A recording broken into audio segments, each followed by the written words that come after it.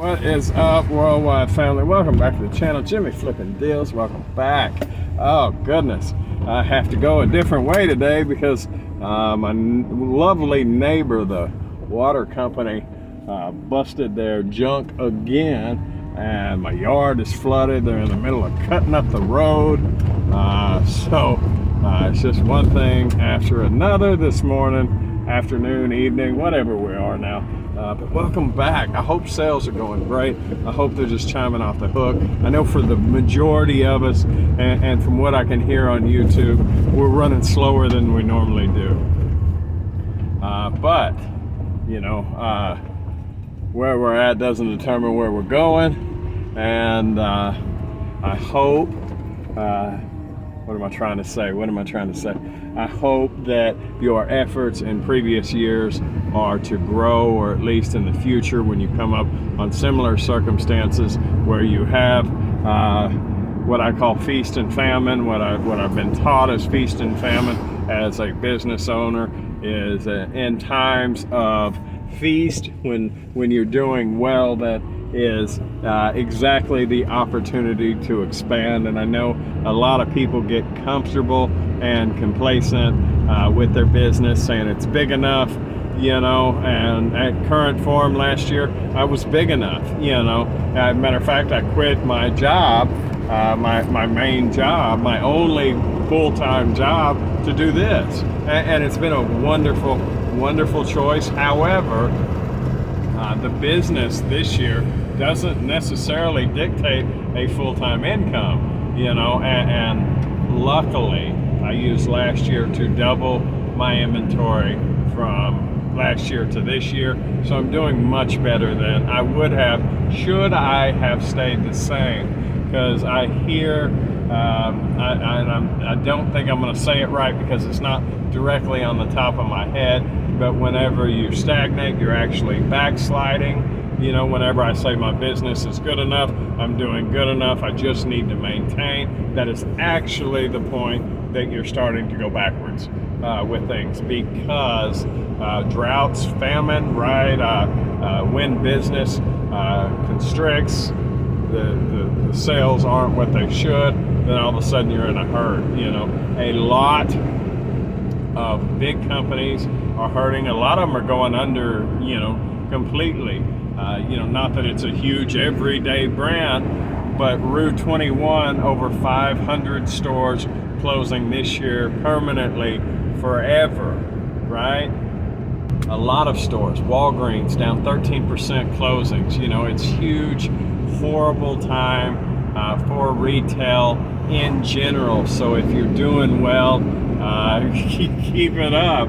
You know, and certain niches are unaffected, except for the fact that people's amount of money that they're holding on to, although there is considerable money still out in the world, a lot of people where they've had year over year inflation hit them at 30% while their incomes have stayed the same, make it difficult to let go of income for that 1974 He-Man or whatever. And I'm not just throwing that out there, but you know, so even collectibles, I think, are hit to a greatest extent, you know, everybody included. And good for you if you're still doing well. Let me know what you're selling. Golly, because I could use a little bit of it. No, I'm somewhat serious, but no. But the ability to adapt and evolve, you know, when I look at average sale price of my items year over year, I know that's increased. I mean, it's on paper that it's increased. You know, I'm not turning $15 items, you know, and I would love to get that higher. I am looking at avenues. I talked to you yesterday about 2 different businesses that I used to run that I'm opening back up. One of them, actually both of them, are in services, but I am still looking for higher ticket items. I know y'all have heard me talk about sourcing from overseas, and that is still very much part of where I'm looking for this business, because going to find the product is very labor intensive, you know, and it would be nice to shop in my spare time when I'm at lunch, you know, wherever in the country, and be able to still shop on my phone, and then go back to doing other things too after I've ordered 500 or 1,000 units of something. Like, that's what I see Jamestown Trading Company becoming, and Jamco Products, right? But as far as over and above that, I am looking at ways of increasing the average price of things that I have. Let me just set, oh no, okay. I seen a U-Haul truck where they normally put cars for sale, and I thought he was selling the U-Haul truck. I was somewhat confused and interested all in the same time. But you know, and to the point of cars, you know, with all of the work that I'm doing on mine, although on that particular one it was a bad buy, I generally have very good, I won't say luck, but experience buying cars. I mean, this one has lasted for $2,650, well over 100,000 miles with very little into it. But the other one that I bought, the CRV, I didn't test drive or nothing. I took Honda as being a Honda, right? And I mean, they're awesome cars, Hondas and Toyotas, and I love the fact that they're making them both here in America too. But over and above that, like, they've been awesome cars for me. And I took it at face value that it's a Honda with 100,000 miles. It's probably got another 200,000. So I bought it, no test drive, no nothing, bad motor, bad transmission. Long story short, in my experiences while on Facebook Marketplace, and I'm gonna have to change that myself, right? It occurred to me as I've been looking, I often, and I turn my head at them, see cars that, you know, are worth $4,000 and $5,000, $6,000 on sale for less than $1,000 because they got a bad transmission. Like, a transmission, a used good transmission, is $600-$700 on a lot of models, you know. So you take $1,000 buy-in and $600, call it $700 on the transmission. Now I'm at $1,700 in, plus taxes if I end up having to pay them. If I, you know, regardless whether you're a dealer or not, you have to pay them, but either in licensing fee or in taxes. But nevertheless, on the $1,700, if I can turn around and sell it for $4,000 or $5,000, and all I have in it is the labor of changing the transmission, then I've considerably upped my average sale price from $25 to $5,000. So, although you can't just buy a whole lot of those, the state does allow, if you pay taxes on each and every one of them, 4 cars a year. Not a bad thing to add. And in all honesty, you pay taxes on 1 car in a year, and you've just about paid licensing fees for all year long. But I did used to live a different life a lifetime ago. I don't know. Goodness, my voice is leaving. I don't know, in all honesty, if I can qualify for a dealer license, but there is a preliminary check that I can pay for $100, where they can look at my stuff almost a decade ago now and decide whether they're still going to make me pay for decisions I made a decade ago, or whether or not I'm eligible for a license. So that's definitely something. You know, thank God I don't live that life, and literally thank God I don't live that life anymore, you know, but the past does have a way of creeping up and spoiling parts of the future, or limiting the decisions that I do have directly. Indirectly, there are other ways of being able to skate with a dealers under a dealer in order to make those things work. There's also wholesale licenses that aren't as stringent. There's I looked into broker licenses, but nevertheless, I do believe after it's been this long that I do have a good chance of nailing one of those down, and that's literally like $800 a month. So realistically, what is that? $75? I mean, $800 a year total. So what is that really? $75 a month, roughly. I think even less than that. $70 a month, roughly, going towards that.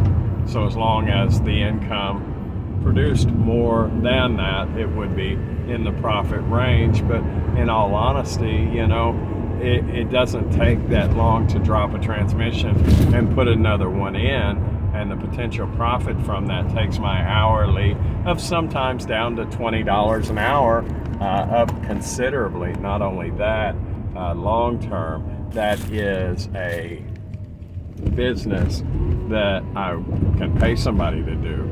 It's not, I don't want to train someone how to pick merchandise. I don't want to train them. I don't want to show them what I buy. I don't want to show them how I buy it, where I buy it from, or the processes involved in that. I can train people to fill orders. I don't mind doing that, and cataloging and inventory management and receiving, stuff like that. But I don't want the other parts of it. I want to keep that to myself, right? So Jamestown is limited in its current form, but when I do have things coming over from overseas and stuff, and people are accepting it and cataloging it and fulfilling it, that makes it much easier to keep employees, right? Instead of training employees to be competition. That just doesn't make sense to me at all. Y'all let me know how y'all do that. I know there are several people that hire people, but I do believe they are absolutely training the competition as well. So, but I'll let you know how that goes. I've got a lot of irons in the fire, and I would rather put 100 irons in the fire and have 50 of them fail than to only work on one project at a time. It's just the way my mind works. I don't know about y'all growing up, but I found it more absorbable to read 7 or 8 books at one time rather than to read one at a time. It's just always been me. But I do see if that's a potential, even at 4 cars, even at the limit that I know I'm legally allowed to have, I do see the average sale price of entirety of Jamestown Revenue products increasing significantly with just those 4 purchases. It'll at least shoot up, but that would be awesome. I'll be right back. All right, packages are away, bombs away. It's getting a little warm. We're in Texas. Cooler than normal. I think they've been seeding the clouds or something, because we have been getting non-stop rain over the last couple weeks. Matter of fact, I got a story to tell y'all. Y'all probably aren't here anymore, but I'm gonna tell it anyway.